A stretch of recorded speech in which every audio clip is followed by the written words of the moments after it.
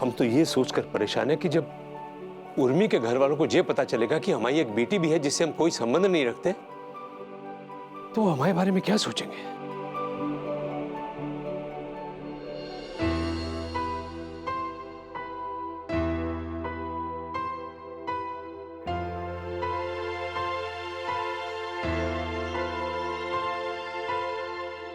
आपने हमें बुलाया माँ जी?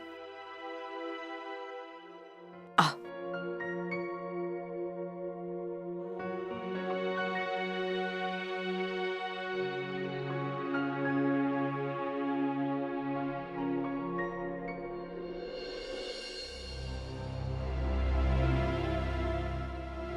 हमें तुम्हारे से कुछ बात करनी है।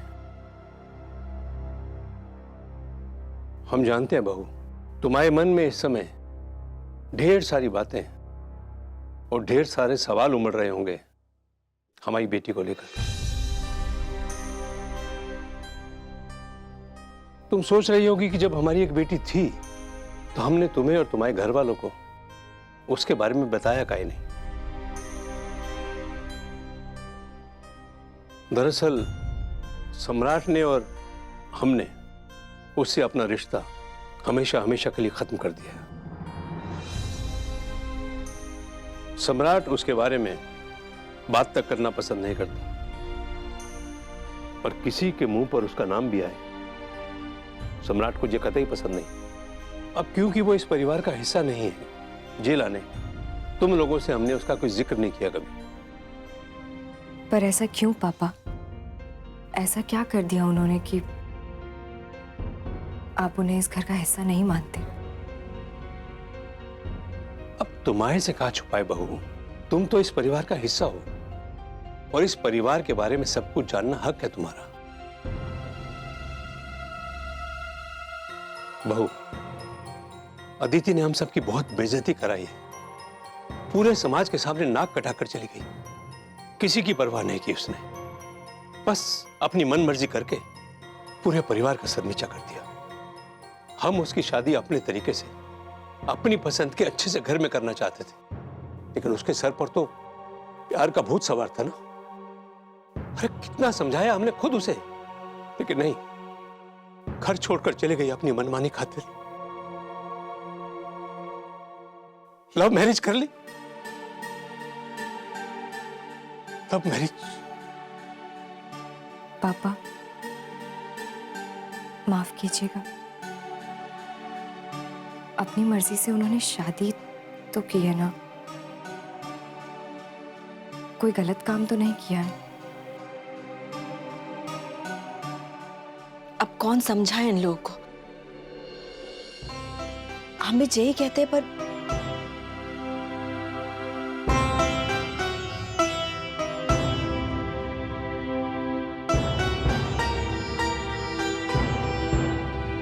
इतनी सी बात के लिए आप लोगों ने रिश्ता तोड़ दिया उनसे।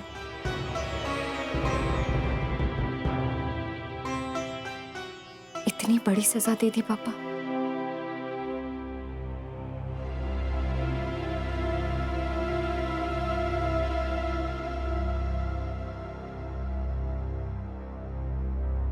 ये इतनी सी बात नहीं थी उर्मी।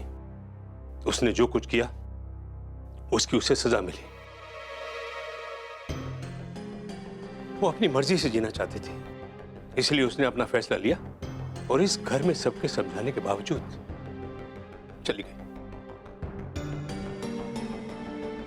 हमने भी अपना फैसला ले लिया और इस घर के दरवाजे उसके लिए बंद कर दिए।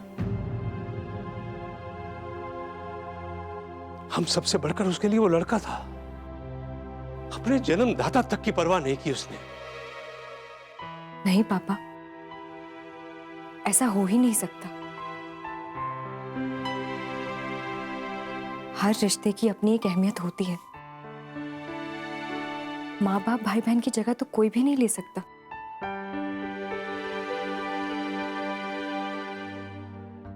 एक लड़की होने के नाते हम ये बात बहुत अच्छी तरीके से समझते हैं पापा। अपने परिवार से रिश्ता टूटने के बाद कितनी अकेली हो गई होंगी वो। यहां हमसे जे बात कह दी सो कह दी बहू, ठीक है, लेकिन सम्राट के सामने ये बात कतई मत करना।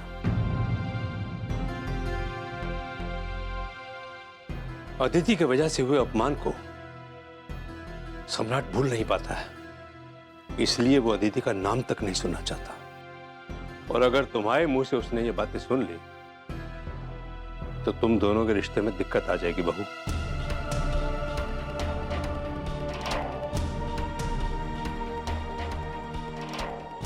और हाँ बहू, हमने अब तक तुम्हें जो बताया वो सिर्फ तुम्हारी जानकारी के लिए बहू। इसके अलावा इस घर में इस मुद्दे पर ना कोई बात करना चाहता है, ना ही किसी को बातचीत पसंद है।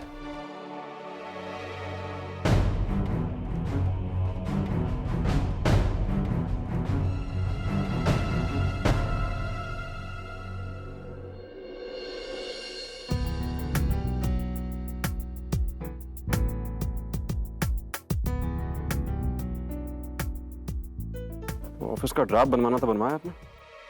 अभी नहीं। क्यों? कभी तो कोई काम मेरे कहे बिना टाइम पे कर लिया कीजिए।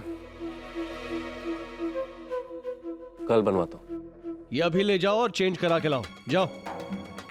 जी जी सर, सॉरी सर, मैं अभी चेंज करवाता हूँ। ये क्या हो रहा है?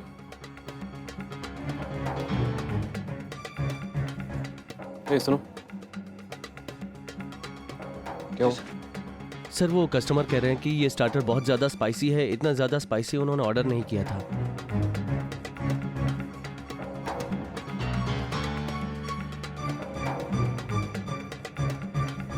किसने बनाया?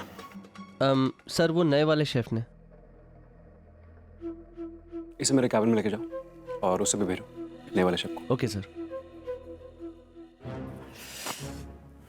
और आप अपनी नज़र तेरा जहाँ भी रखिए, अलग से आदमी नहीं रखूंगा उसके लिए।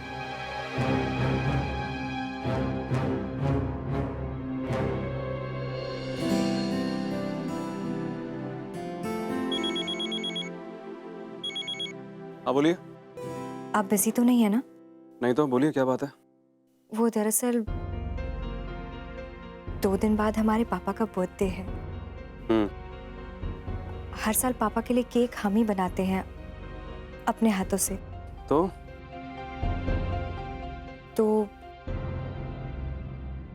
अगर आपकी परमिशन हो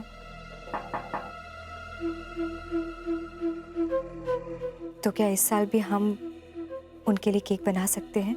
तो बना लो ना यार, इतनी छोटी छोटी बातों के लिए मुझे परेशान मत किया करो।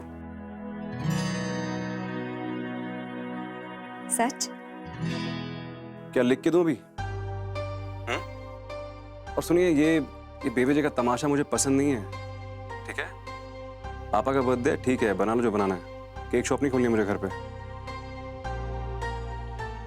दरअसल पापा का जो फेवरेट केक है उसे बनाने के लिए हमें कुछ सामान की जरूरत है, और वो तो क्या एक्सपेक्ट कर रही है मुझसे? मैं सामान लेकर आऊं जाकर? नहीं, अगर आपकी परमिशन हो तो क्या हम बाजार जाकर ले आएं? ठीक है, जाइए। गाड़ी खड़ी हुई नीचे, उसे लेके जाइए। और ज़्यादा दूर जाने की जरूरत नहीं है, पास ही जाइए। टाइम से वापस आ जाना।